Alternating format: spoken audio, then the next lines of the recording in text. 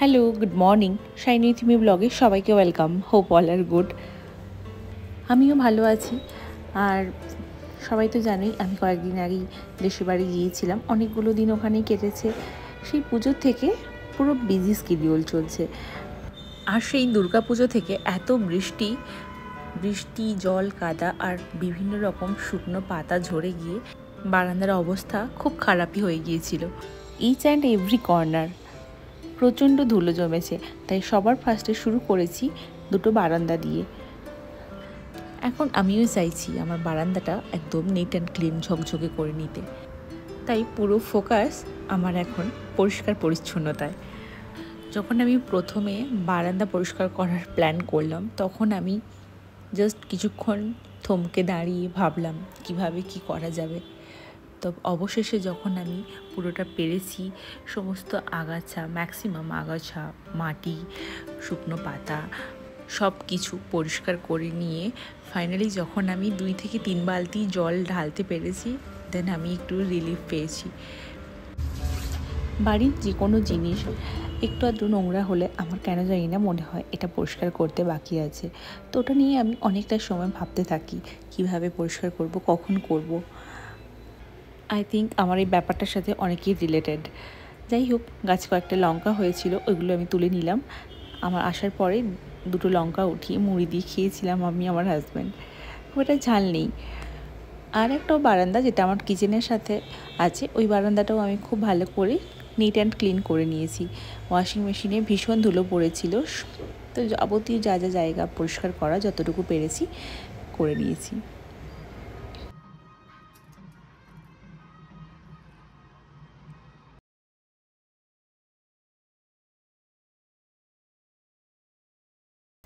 এখন বানাবো দুপুরের রান্না।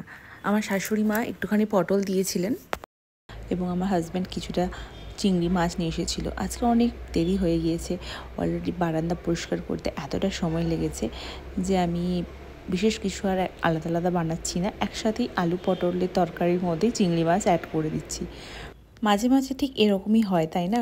যখন আমরা বাড়ির অন্যান্য কিছু কাজ করতে গিয়ে একটু দেরি করে ফেলি, তখন আমাদের রান্নার প্রতি একটু যেন কোথাও গিয়ে গাফিলতি থাকি। তখন যেন মনে হয় ঝটপট করে যে কোনো একটা তরকারি ভাত করে খেয়ে নিই। তাই তো আমার ক্ষেত্রে মাঝে মাঝে তাই হয়। আসলে তো আমি এই কয়েকদিন আগে এসেছি, তো সেজন্য এখন পুরো সেট হতে একটু টাইম লাগে, যার জন্য প্রত্যেকটা জায়গা পরিষ্কার করে প্রপারলি অর্গানাইজ করতে গিয়ে একটু লেট হয়ে যায়। ঠিক তেমনই আজকে রান্নার প্রতি হালকা একটু ফোকাসটা কম, তাই ঝটপট করে সব মিলিয়ে মিশিয়ে একটাই তরকারি করছি। কিন্তু এমন না যে রান্না করিই না, রান্না তো করতেই হয়, অবশ্যই আমি করতে ভালোবাসি। আর ওই কাজকর্ম করার পরে যখন ওই অল্প সময়ের মধ্যে ঝটপট করে গরম গরম কিছু রান্না করে খাওয়ার যে কী আনন্দ, হয়তো তোমাদের সাথে এগুলো যদি হয়ে থাকে, যদি তোমরাও এর সাথে রিলেটেড থাকো আমাকে জানিও প্লিজ কমেন্টে। আর আমারও রান্নাটা মোটামুটি রেডির দিকেই। এখানে একটু অ্যাড করেছি পোস্ত বাটা। এই রান্নাটাকে পটল চিংড়িও বলা যেতে পারে, তবে পটল চিংড়িটা আরও একটু আলাদা হয়, আরও সুন্দর রান্না হয়, খেতেও আরও ভালো হয়। যাক, আমারও খিদের সময় এই রান্নাটা খুবই ভালো লেগেছিল আমায়। তবে দেরি একটু আধটু হলেও এমন না যে অসময়ে খাবার খাচ্ছি, কখনোই না। হ্যাঁ, হয়তো 1-8 দিন হতেই পারে সেটা, তবে তার মানে এই না যে রেগুলার, তো সেটা কখনোই ঠিক না, কারোর জন্যই ঠিক না আমার মনে হয়। তোমাদের কি মনে হয় এ ব্যাপারে সেটাও আমাকে জানিও প্লিজ। আমার বড়দি সবসময় একটা কথা বলে, সময়ের মধ্যে যদি আমি কোনো কাজ না করতে পারি সে কাজের কোনো দামই নেই। 1-8 দিন তার বিকল্প হতেই পারে, তার মানে এই না যে রোজ আমরা যখন তখন যা খুশি করতে পারি। আমার হাজব্যান্ডও কিন্তু আজকে পটল চিংড়িটা বলেছিল ভালো হয়েছে। হাজব্যান্ডের থেকে কমপ্লিমেন্ট পেতে কার না ভালো লাগে।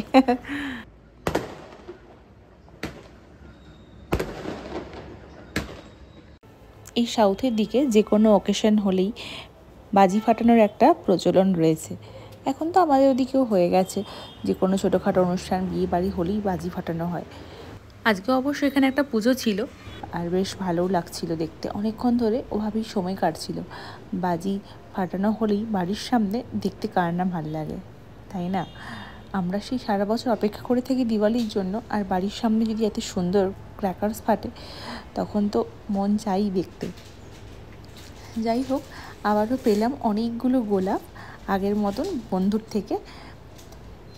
বেশ সুন্দর না গোলাপগুলো?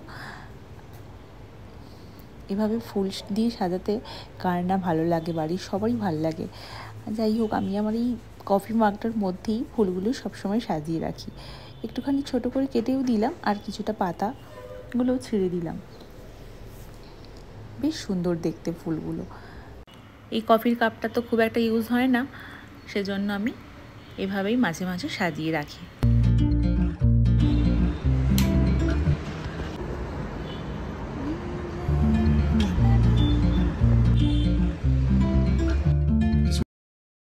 এখন বানাচ্ছি রাতের ডিনার।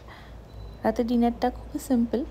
সকালের একটু পটল চিংড়ি তো রয়েইছে, এছাড়া মাশরুমটাকে ভালো করে ছোটো ছোটো করে কেটে নিলাম, আর মাশরুম বেশি দিন ফ্রিজে রেখে খাওয়া যাবে না, যেদিনই আনবে তার 2-1 দিনের মধ্যে খেয়ে নেওয়াই ভালো।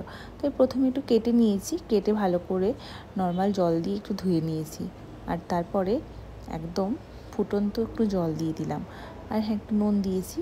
তো কিছুক্ষণ এভাবে আমি ডুবিয়ে রেখে দেবো। আমি অবশ্য আমার ছেলেকে খুব একটা মাশরুমও দিই না খেতে। চলো রান্নাবান্না করিনি।